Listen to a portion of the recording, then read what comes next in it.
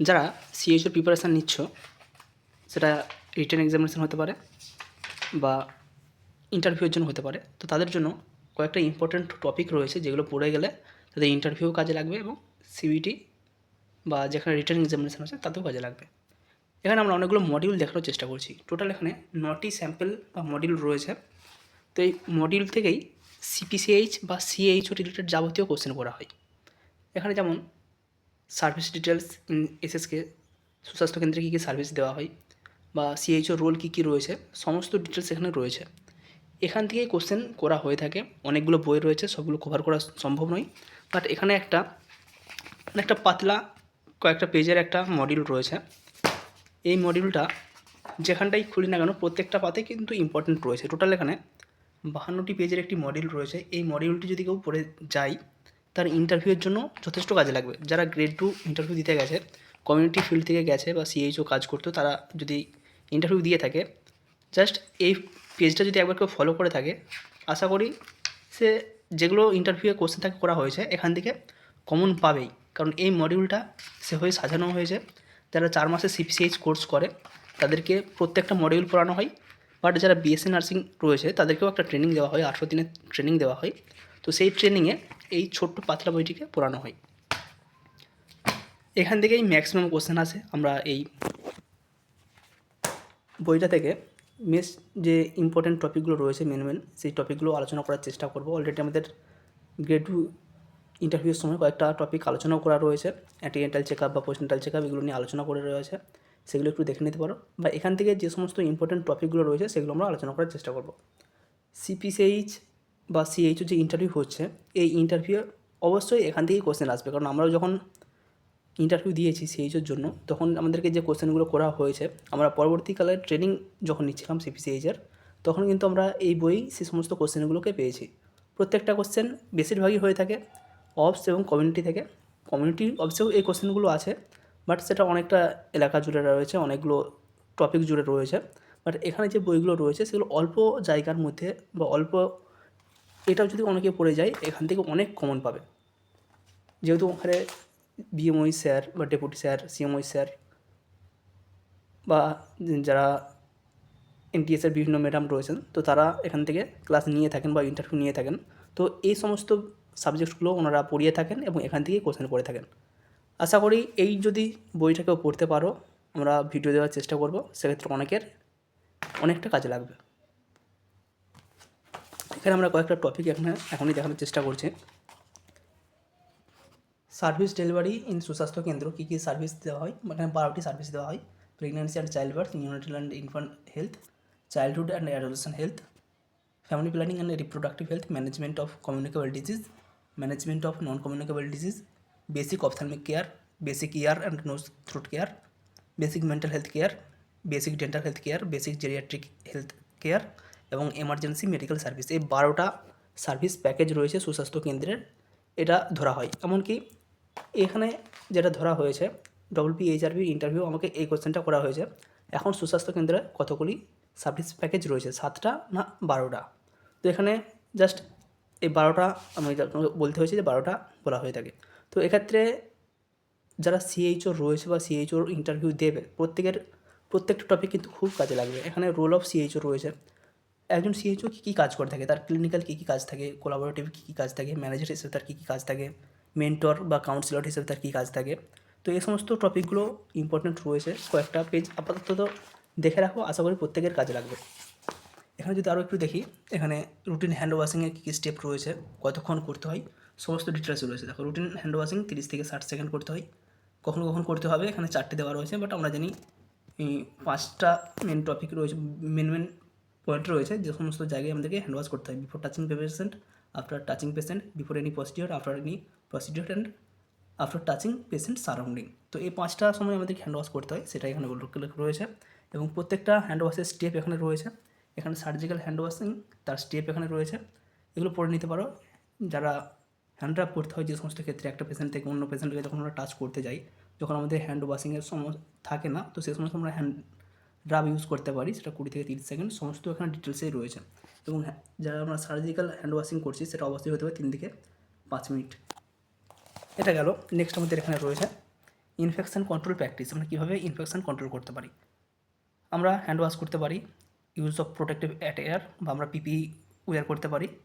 Ensure general cleanliness, আমরা যেখানে কাজ করছি সেখানটার ক্লিনলিনেস অবশ্যই মেনটেন করতে হবে। নেক্সট এখানে রয়েছে বায়োমেডিক্যাল ওয়েস্ট ম্যানেজমেন্ট, প্রত্যেকটা এখানে বিন রয়েছে, কোন বিনে কী ফেলবো বা ডিসকার্ড করবো সেটা ডিটেলস এখানে রয়েছে, যেমন yellow bin, human tissue, organ, body part, foetus item আর কন্টামিনেটেড উইথ বডি বা ব্লাড।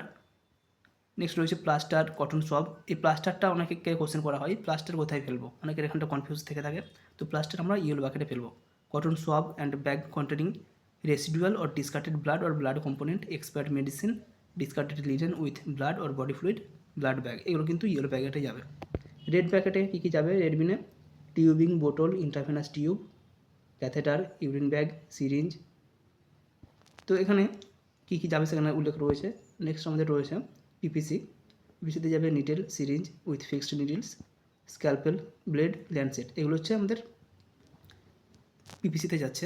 ব্লুতে কী কী যাচ্ছে, ব্লুতে রয়েছে broken or discarded or contaminated glass including medicine vial and ampoule except those with cytotoxic, যেগুলো সাইটোটক্সিক ড্রাগ রয়েছে সেগুলো আমাদের সেটা ভাইলেই থাক, অ্যাম্পুলেই থাক বা প্লাস্টিক যাতে কিছু র্যাপ করে থাকে না কেন, যদি এক্সপায়ার হয়ে যায় সেটা আমাদের চলে যাবে সরাসরি ইয়েলোতে। সেটা মেটাল বা আমাদের যদি কাঁচেরও হয়ে থাকে সেটাও কিন্তু ইয়েলোতে যাবে। নেক্সট এখানে রয়েছে জেনারেল ওয়েস্ট, কী কী রয়েছে সেটা আমাদের ব্ল্যাক আইটেমে যাবে। General West, food item, medicine over, cardboard or news paper, এগুলো আমাদের ব্ল্যাক ব্যাকে চলে যাবে। নেক্সট আমাদের রয়েছে এখানে লিকুইড ম্যানেজমেন্ট বা লিকুইড ওয়েস্ট ম্যানেজমেন্ট, যেটা রয়েছে কীভাবে কী করা হয় সেটা এখানে ডিটেলসে রয়েছে। পিপি কখন কী করতে হবে সমস্ত ডিটেলস কিন্তু এখানে রয়েছে।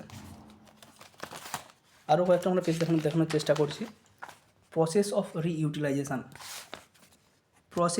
রিইউটিলাইজেশান, আমরা কোনো একটা জিনিসকে দুবার ব্যবহার করতে পারি বা কোনো একটা জিনিস যেটা আমরা স্টেরিলাইজেশন করছি বা ডিসইনফেকশন করছি, তো কোন কোন মেথডে করছি, কতক্ষণ করতে হয়, সমস্ত ডিটেলস এখানে রয়েছে। যেমন instrument, gloves or glass syringe, যেগুলোকে আমরা রিইউটিলাইজ করতে পারি। ফার্স্ট বলেছে উইয়ার ইউটিলিটি গ্লাভস পড়তে হবে। ডিকন্টামিনেশন করার জন্য আমরা 0.5% ক্লোরিন সলিউশনে কোনো একটা লিনেন হোক বা ইনস্ট্রুমেন্ট হোক সেটাকে 10 মিনিটের জন্য ডুবিয়ে রাখবো, থরলি ওয়াশ করবো, দেন রিন্স দ্য ইনস্ট্রুমেন্ট, সেটাকে আবার ধুয়ে নেবো। তো ফার্স্ট আমরা জানি ক্লোরিন সলিউশন, তারপর নর্মাল ওয়াটার, দেন ডিটারজেন্ট ওয়াটার, দেন আবার নর্মাল ওয়াটার। তো এতে ধোয়া হয়ে গেল।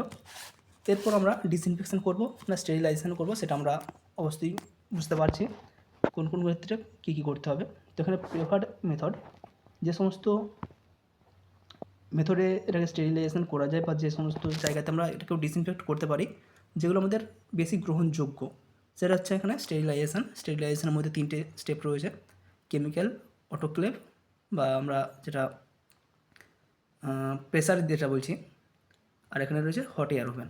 তো এখানে 3টে কীভাবে করা হয়, কী ইউজ করা হয়, কতক্ষণ করা হয় বা কোন কোন আইটেমগুলো করা হয় সেটাও রয়েছে। কেমিক্যাল স্টেরিলাইজেশনের জন্য আমরা soak for 10 to 24 hours in 2% গ্লুটারালডিহাইডে যদি আমরা 24 ঘন্টা রাখি তখন সেটা হবে স্টেরিলাইজেশন, বাট সেটা যদি আমরা 10 মিনিট বা 20 মিনিট রাখি তখন সেটা হয়ে যাবে আমাদের disinfection. Rinse with sterile water and dry, তারপর আমরা সেটাকে স্টেরাইল ওয়াটার দিয়ে অবশ্যই সেটাকে ধুয়ে নেবো এবং ড্রাই করবো। কোন কোন ক্ষেত্রে করা হয়, ইউজ ফর ইন্ডোস্কোপের যদি আমরা স্টেরিলাইজেশন করতে চাই সেক্ষেত্রে করা হয়। এছাড়াও যেগুলো আমাদের সার্ফ ইনস্ট্রুমেন্ট রয়েছে সেগুলো আমরা এই কেমিক্যাল সলিউশনের মাধ্যমে ডিসইনফেকশন বা স্টেরিলাইজেশন করতে পারি। অবশ্যই এক্ষেত্রে স্টেরাইল ওয়াটার আমরা ইউজ করব, কখনোই আমরা নর্মাল স্যালাইন ইউজ করব না, যেহেতু ওতে NaCl থাকে বা সোডিয়াম থাকে। সেক্ষেত্রে পরবর্তীকালে যে ইনস্ট্রুমেন্টটা আমরা গ্লুটারালডিহাইডে ইউজ করেছি তারপর যদি আমরা NaCl দিয়ে ধুয়ে থাকি সেটা কিন্তু ড্যাম হতে পারে। নেক্সট রয়েছে এখানে আমাদের অটোক্লেভ কতক্ষণ করা হয়, কত ডিগ্রি টেম্পারেচার করা হয় এবং কোন কোন আইটেম করা হয় তার ডিটেলস এখানে রয়েছে। হট এয়ার ওভেন সেক্ষেত্রে 160 ডিগ্রি সেন্টিগ্রেড প্রয়োজন পড়ে। Holding time 1 hour, use for glassware and serve. Hot air ওভেনের ক্ষেত্রে আমরা সার্ফ ইনস্ট্রুমেন্ট ইউজ করতে পারি এবং সার্ফ ইনস্ট্রুমেন্টকে আমরা গ্লুটারালডিহাইডেও দিতে পারি, সেটা কিন্তু আমরা অটোক্লেভে দিই না সাধারণত। যেগুলো সার্ফ ইনস্ট্রুমেন্ট রয়েছে সেগুলো অটোক্লেভে দেওয়া হয় না, কারণ সেক্ষেত্রে তার সার্ফনেসটা নষ্ট হতে পারে। তো এটা হলো স্টেরিলাইজেশন মেথড। এখানে রয়েছে অ্যাকসেপ্টেবল মেথড। স্টেরিলাইজেশন যদি আমরা নাও করতে পারি, ডিসইনফেকশন আমাদের কীভাবে হয়ে থাকে, বয়েল অর স্টিম অথবা কেমিক্যাল সলিউশন দিয়ে। তো বয়েল কোন কোন ক্ষেত্রে হতে পারে, বয়েল আমরা কাদেরকে করতে পারবো, যেগুলো আমাদের গ্লাস ইনস্ট্রুমেন্ট রয়েছে বা গ্লাভস রয়েছে সেগুলো যদি আমরা রিউজ করতে চাই তো সেক্ষেত্রে আমরা এটাকে ডিসইনফেকশন করতে পারি, এবং ডিসইনফেকশন করার জন্য আমরা অবশ্যই গরম জলে সেটাকে ফুটিয়ে নেব। যখন থেকে জল বয়েল করতে শুরু করবে সেই বয়েলিং পয়েন্ট থেকে 20 মিনিট আমরা লিড দিয়ে ঢাকা দিতে পারি এবং সেটাকে 20 মিনিটের জন্য ফুটিয়ে ইউজ করতে পারি। কেমিক্যালের মধ্যে কী কী রয়েছে? সোক ফর 20 মিনিট ইন 2% গ্লুটালডিহাইড, যেটা আমরা বললাম 24 ঘন্টা হলে সেটা হবে স্টেরিলাইজেশন। 10 থেকে 20 মিনিট যদি রাখি সেটা হয়ে যাবে আমাদের ডিসইনফেকশন। এখানে যেমন 20 মিনিট উল্লেখ রয়েছে, যদি কোশ্চেন করা হয়ে থাকে অবশ্যই আমরা 20 মিনিটেই অ্যান্সার দেবো। রিন্স উইথ স্টেরাইল ওয়াটার, তারপর স্টেরাইল ওয়াটার এবং দিয়ে ধুতে হবে এবং ড্রাই করতে হবে। মেনলি এন্ডোস্কোপ ডিসইনফেকশন করার জন্য কাজে লাগে। তো এটা হলো। আরও এখানে রয়েছে আমরা কীভাবে ব্লিচিং সলিউশন প্রিপারেশান করব। তো ব্লিচিং সলিউশন প্রিপারেশানের এখানে একটি স্যাম্পলিং বা উদাহরণ দেওয়া রয়েছে। এছাড়াও আমরা D/H/Q = A এই মেথডকে ব্যবহার করেও আমরা বের করে নিতে পারবো কীভাবে কোনো একটা সলিউশন প্রিপেয়ার করব। নেক্সট আমাদের RMNCHA+। তো এখানে আমাদের কী কী রয়েছে? অ্যান্টিনেটাল চেক আপ কখন কখন করা হয়, কোন কোন ক্ষেত্রে করা হয়, বা কোনো একটা অ্যান্টিনেটাল চেক আপে আমরা কী কী টেস্ট করে থাকি সমস্ত ডিটেলস এখানে রয়েছে। যেমন এখানে অ্যান্টিনেটাল চেক আপ, এখানে এর ইম্পর্টেন্স কী কী রয়েছে? Necessary for wellbeing of pregnant women and foetus, মা এবং বাচ্চা যাতে সুস্থতা ঠিক থাকে বা যাতে ওয়েলবিং থাকে সেই জন্য এটা আমরা ANC প্রোভাইড করে থাকি। Help in identification of complication of প্রেগনেন্সির কোনো কমপ্লিকেশান আছে কি না সেটা আমরা টাইমলি আইডেন্টিফাই করতে পারি, এবং যদি এর ম্যানেজমেন্ট প্রয়োজন পড়ে সেক্ষেত্রে তার ম্যানেজমেন্ট করতে পারি। Ensure healthy outcome for the mother and her baby, মা এবং বাচ্চা যাতে জন্ম ঠিকঠাক হয় সেক্ষেত্রে আমরা সেটাকে এনশিওর করতে পারি।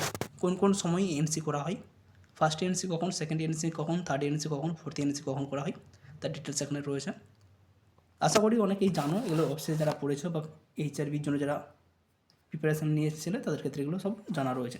তো ফার্স্ট ভিজিটে আমরা কী কী দেখে থাকি, হিস্ট্রি কী কী নিয়ে থাকি, তার ফিজিক্যাল এক্সামিনেশন কী কী করে থাকি, MCH কার্ড দেওয়া হয়। তো সমস্ত ডিটেলস এখানে রয়েছে, একটু দেখে নিতে পারো। প্রয়োজন পড়লে এগুলো নিয়ে আমরা আরও আলোচনা করব। অলরেডি আমাদের আগেও একটা ভিডিও দেওয়া রয়েছে এগুলো নিয়ে। বাকি 1 থেকে 4টে যে আমরা ভিজিট করছি, এনসি চেক আপ দিচ্ছি, সেক্ষেত্রে মাকে আর কী কী অ্যাডভাইস আমরা দিতে পারি। প্রত্যেকটাতেই আমাদের মায়ের অবশ্যই চেক আপ কিছু রয়েছে, সেগুলো চেক আপ করতে হবে। বাচ্চা এবং মায়ের গ্রোথ কীরকম রয়েছে সেগুলো মনিটর করতে হবে। মাকে অবশ্যই কাউন্সেলিং করতে হবে। কিসের উপর কাউন্সেলিং করতে হবে? তার নিউট্রিশনাল কাউন্সেলিং দিতে হবে, সে কী কী খাবে না খাবে, কী কী খাওয়া অ্যাভয়েড করতে হবে। মাকে অবশ্যই জানতে হবে তার প্রেগনেন্সি কী কী ডেঞ্জার সাইন রয়েছে, লেবারের কী কী সাইন রয়েছে, এগুলোও মাকে অবশ্যই জানিয়ে রাখতে হবে। ইনশিওর ইনস্টিটিউশনাল ডেলিভারি, মা যাতে অবশ্যই কোনো হসপিটাল বা নার্সিংহোম এই জায়গাতে ডেলিভারি করে সেটা আমাদেরকে অবশ্যই ইনফর্ম করতে হবে এবং এনশিওর করতে হবে। হোম ডেলিভারি একদম অ্যাভয়েড করতে হবে।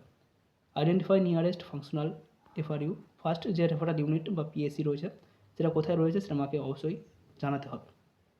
Pre identification of referral and transport and blood donor, যদি হঠাৎ করে ব্লাডের প্রয়োজন পড়ে সেক্ষেত্রে আগে থেকে আমাকে জানিয়ে রাখতে হবে তার গ্রুপ কী কী রয়েছে, কোন গ্রুপের যে ব্লাড নিতে পারবে এবং কোন ব্লাড গ্রুপের ডোনার তাকে অলরেডি কালেক্ট করে রাখতে হবে বা আইডেন্টিফাই করে রাখতে হবে। তো এগুলো রয়েছে। আরও আমাকে কী কী অ্যাডভাইস দেওয়া হবে, কী কী টেস্ট করা হয়, ব্লাড টেস্ট করা হয়, সমস্ত ডিটেলস এখানে রয়েছে।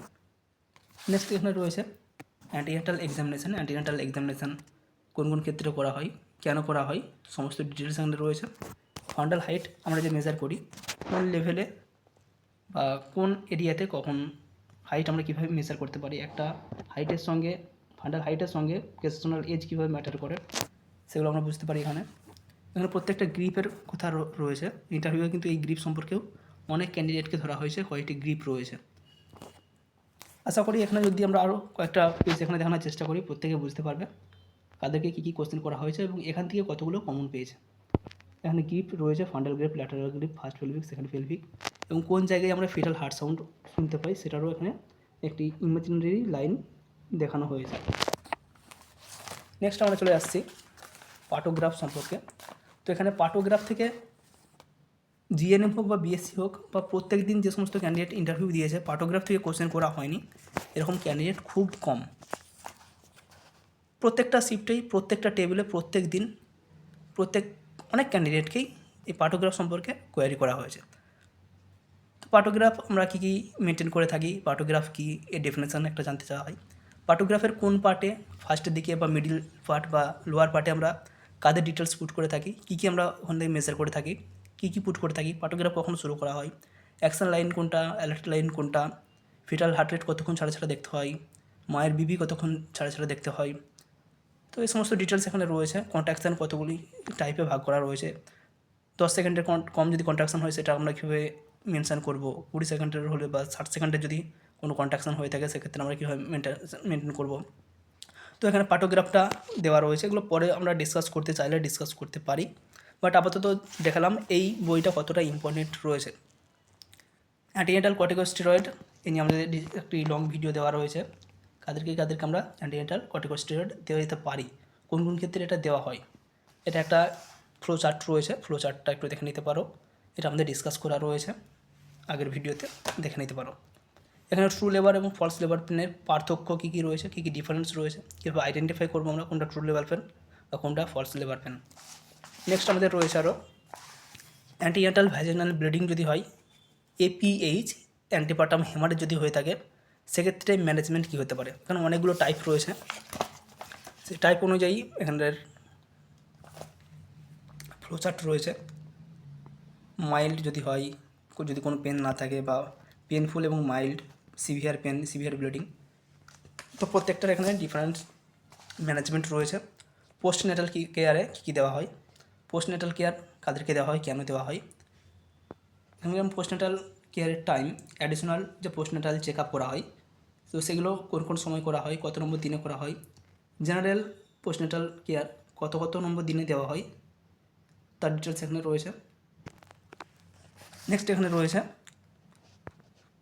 পোস্টনেটাল চেক আপ যখন করা হয় মায়ের বা বাচ্চার, তো তখন আমরা কী কী অ্যাসেস করে থাকি, কী কী জিনিসের উপর জোর দিয়ে থাকি তার ডিটেলস এখানে ভাগ করে দেওয়া রয়েছে। মা এবং বাচ্চার কী কী আজ করবো, কী অবজার্ভ করবো, কী কাউন্সেলিং করবো এবং কী করবো, সমস্ত ডিটেলস এখানে রয়েছে। এখান থেকে অনেক কোশ্চেন করা হয়েছে যারা কমিউনিটি ফিল্ডে ছিল। গুড অ্যাটাচমেন্ট কী কী রয়েছে, ল্যাচিং কী কী সাইন রয়েছে, কখন ব্রেস্ট ফিডিং শুরু করতে হবে, কেন শুরু করতে হবে। নেক্সট এখানে রয়েছে এক্সক্লুসিভ ব্রেস্ট ফিডিং 6 মান্থ পর্যন্ত কেন করাতে হবে, রং অ্যাটাচমেন্ট কী কী রয়েছে। নেক্সট এখানে রয়েছে, এটা অনেক ক্ষেত্রে অনেক ক্যান্ডিডেটকে করা হয়েছে, নিউবর্ন রিসাসিটেশন, নিওনেটাল বা নিউবর্ন রিসাসিটেশন অনেক কোশ্চেন করা হয়েছে। যারা বিভিন্ন কোশ্চেনগুলো নোট করেছো, কী কী ইন্টারভিউয়ে কোশ্চেন করা হয়েছে তাদের লিস্টে এখানে আমরা যতগুলো পেজ দেখানোর চেষ্টা করেছি, আশা করি প্রত্যেকটা পেজ থেকে কোশ্চেন করা হয়েছে, এরকম নিজেদের কাছেও রয়েছে।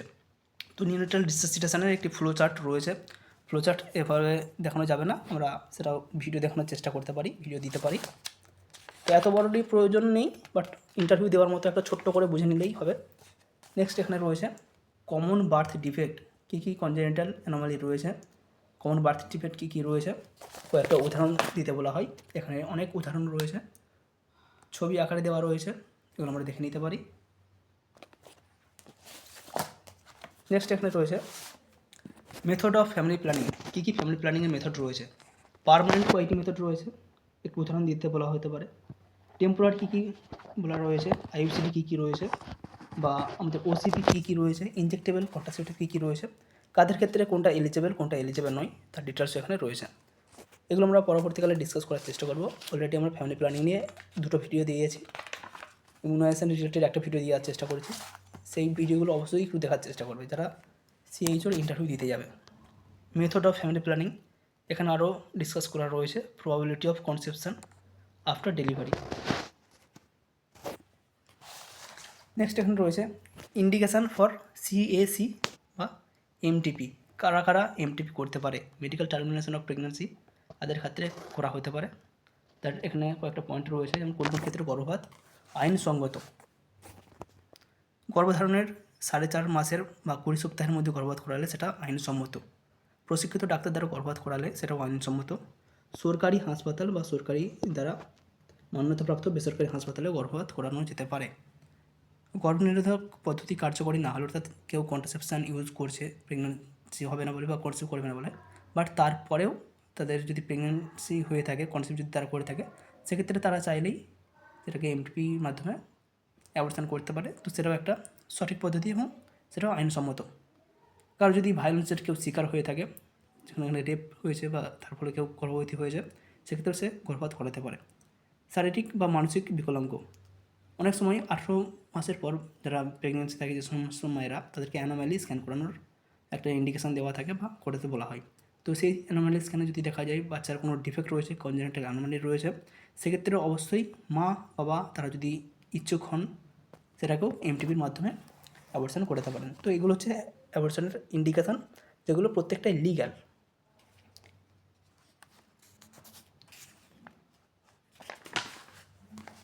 নেক্সট এখানে রয়েছে ওআরএস, জিঙ্ক, ডায়রিয়া। ডায়রিয়ার ক্ষেত্রে ওআরএস এবং জিঙ্ক যে দেওয়া হয় বাচ্চাদেরকেই হোক বা যারা 5 বছর বা 6 বছর পর্যন্ত রয়েছে, অ্যান্টিবায়োটিক না দিয়ে বা দেওয়ার আগে যদি অ্যান্টিবায়োটিক প্রয়োজন না পড়ে, সেক্ষেত্রে ওআরএস এবং জিঙ্ক দিয়েও ডায়রিয়া কন্ট্রোল করা যায়। তো সেক্ষেত্রে কাদেরকে কতটা পরিমাণ দেওয়া হবে, কত ডোজ দেওয়া হবে, কতদিন জিঙ্ক খাবে বা কতটা পরিমাণ একটা বাচ্চা কতটা পরিমাণ ওআরএস খাবে, তার এখানে পুঙ্খানুপুঙ্খ ডিটেলস রয়েছে, সেগুলো একটু দেখে নিতে পারো। বেনিফিট অফ ওআরএস কী কী রয়েছে, process of making ORS solution, এটাও অনেককে কোশ্চেন করা হয়েছে, কীভাবে ওআরএস প্রিপারেশন করবে। এখানে আরও রয়েছে ওআরএস এবং জিঙ্ক সলিউশন, বাচ্চাদেরকে কতটা পরিমাণ ওআরএস দেওয়া হয়, লেস দ্যান 2 মান্থের হলে কতটা পরিমাণ পাবে, 5 স্পুন এভরি মোশন, প্রত্যেকবার পাতলা পায়খানার হওয়ার পর বা লুজ মোশন হওয়ার পর বাচ্চাদেরকে 5 চামচ করে ওআরএস খাওয়ানো যেতে পারে। 2 থেকে 2 বছরের মধ্যে হলে 1/4 কাপ বা হাফ কাপ করে প্রত্যেকবার স্টুল পাস করার পর ওআরএস সলিউশন খাওয়ানো যেতে পারে। 2 বছর থেকে 5 বছর পর্যন্ত হলে হাফ কাপ থেকে 1 কাপ প্রত্যেকবার লুজ মোশনের পর ওআরএস সলিউশন খাওয়ানো যাবে। এছাড়াও জিঙ্ক ট্যাবলেট রয়েছে, 2 মাস থেকে 6 মাস পর্যন্ত যদি হয়ে থাকে তাদেরকে 10 mg করে 14 ডেজ দিনে একবার করে জিঙ্ক ট্যাবলেট খাওয়াতে হবে, এবং যদি 6 মাস থেকে 5 বছরের কোনো বাচ্চা হয় সেক্ষেত্রে তাদেরকে 14 দিন 20 mg করে দিনে একবার জিঙ্ক ট্যাবলেট দিতে হবে। এগুলো খুব কমন কোশ্চেন, খুব কঠিন নয়, বাট এগুলো খুব গুরুত্বপূর্ণ কোশ্চেন। এখান থেকে অবশ্যই কমন পাবেই, সেটা ইন্টারভিউ হোক বা সিএইচও যে রিটেন এক্সামিনেশন হোক সেখানে হোক না কেন। Infant and young child feeding, তো ইনফ্যান্ট এবং ইয়ং চাইল্ডদেরকে কী কী ফিডিং দেওয়া হয়, 6 মাসে কী কী ফিডিং দেওয়া হয়, তাদের টাইপ অফ ফুড, ফ্রিকোয়েন্সি কতক্ষণ ছাড়া ছাড়া দেওয়া হবে এবং কতটা পরিমাণ দেওয়া হবে তার এখানে ডিটেলস রয়েছে। 6 মাস, 7 থেকে 8 মাস, 9 থেকে 11 মাস, 12 থেকে 24 মাস, প্রত্যেকটা ডিটেলস এখানে রয়েছে। কী কী খাওয়ানো হবে সেটারও ডিটেলস এখানে রয়েছে।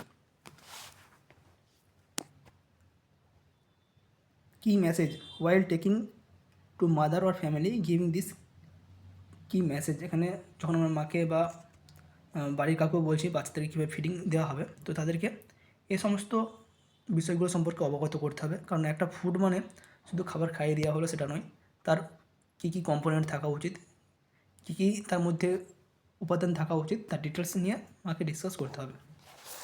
ন্যাশনাল ইমিউনাইজেশন শিডিউল অলরেডি আমরা ভিডিও দিয়ে রেখেছি। কোনো একটা ইমিউনাইজেশন যদি ঠিক সময়ে না নেওয়া হয় কতদিন পরবর্তী সময় পর্যন্ত নিতে পারে। এছাড়াও ইমিউনাইজেশন রিলেটেড যাতে খুব সহজে মনে থাকে সেই রিলেটেড আমরা একটি ভিডিও দেওয়ার চেষ্টা করব। আশা করি একবার যদি কেউ শুনে থাকে ভিডিওটা, কোনো ইমিউনাইজেশন তার ভুল হবে না, সেভাবেই দেখানোর চেষ্টা করবো। এখানে ইমিউনাইজেশন শিডিউল রয়েছে, এখানে দেখাচ্ছি না। এখানে রয়েছে অ্যানাফাইল্যাক্সিস এবং ইনজেকশন অ্যাড্রিনালিন। অ্যানাফাইল্যাক্সিসের ক্ষেত্রে যে ইনজেকশন অ্যাড্রিনালিন দেওয়া হয়, কতটা পরিমাণ দেওয়া হয়, কোন রেশিওতে সেটা থাকে বা কোন কনসেন্ট্রেশনে সেটা থাকে, কোন কোন মেন 3টে সিস্টেম আমরা দেখে থাকি অ্যানাফাইল্যাক্সিসের ক্ষেত্রে, রেসপিরেটরি, কার্ডিওভাস্কুলার এবং ডায়াবেটোলজি বা স্কিন রিলেটেড। তো এইগুলো যেখানে দেখানোর চেষ্টা করছি, এখানে 3টে যে সিস্টেম, এই 3টে সিস্টেমের মধ্যে কোনো সিস্টেম থেকে যদি একটা বা দুটো সাইন আমরা লক্ষ্য করতে পারি সেক্ষেত্রে কিন্তু অ্যাড্রিনালিন দেওয়া হয়। তার ডিটেলস এখানে রয়েছে। কাদের ক্ষেত্রে কতটা ডোজ এটা ধরা হয় না, বাট এগুলো একটা ফ্লো চার্ট থাকে, এই চার্ট অনুযায়ী আমরা ইউজ করতে পারি ইমার্জেন্সি কন্ডিশনে। নেক্সট এখানে রয়েছে adolescent health, pregnancy and child birth complication are the leading cause of death among 15 to 19 years of old girl. 15 থেকে 19 বছরের যে সমস্ত মেয়েরা রয়েছে তারা যদি গর্ভবতী হয় বা প্রেগনেন্ট হন, তাদের ক্ষেত্রে কিন্তু যে ম্যাটার্নাল ডেথ হয় সেটা কিন্তু একটা অন্যতম কারণ, বা টিনেজ প্রেগনেন্সি ম্যাটার্নাল ডেথের একটা অন্যতম কারণ। মানে টেক অ্যাকশান কী কী নেওয়া যেতে পারে বা কীভাবে আমরা এটাকে প্রিভেন্ট করতে পারি সেই ডিটেলস রয়েছে। কী কী আমরা করতে পারি সেই ডিটেলস এখানে রয়েছে। নেপি 6 মাস থেকে 60 মাস পর্যন্ত যে সমস্ত বাচ্চা রয়েছে তাদেরকে প্রত্যেক দিন বলবো না, সপ্তাহে 2বার করে আয়রন সিরাপ খাওয়ানো হয়। তো তার ডিটেলস এখানে রয়েছে। অ্যানিমিয়ার রেঞ্জ এখানে রয়েছে, কোন কোন হিমোগ্লোবিন লেভেল থাকলে সেটাকে আমরা কোন অ্যানিমিয়ার গ্রেডিংয়ে করব তার ডিটেলস এখানে রয়েছে। প্রেগনেন্ট ওম্যানদের ক্ষেত্রে আমরা কতটা পরিমাণ হিমোগ্লোবিন পেলে তাদেরকে কোন গ্রেডে অ্যানিমিয়া হিসেবে চিহ্নিত করব সেই ডিটেলস এখানে রয়েছে। আইএফএ সাপ্লিমেন্টেশন রিলেটেড এখানে কিছু কোয়ারি রয়েছে। এখানে এখনও অনেকগুলো কোশ্চেন রয়েছে, আমরা আপাতত এগুলোই দেখানোর চেষ্টা করলাম। আশা করি এগুলো যদি কেউ পড়ে থাকে তার ইন্টারভিউয়ে কোনো অসুবিধা হওয়ার কথা নয়। এছাড়াও আমরা অবস এবং কমিউনিটি থেকে আরও কিছু ইম্পর্ট্যান্ট কোশ্চেন রয়েছে। এখানে অনেকগুলো বই রয়েছে, এই বইগুলো থেকে যেগুলো মেন ইম্পর্ট্যান্ট রয়েছে সেগুলো আমরা দেখানোর চেষ্টা করব।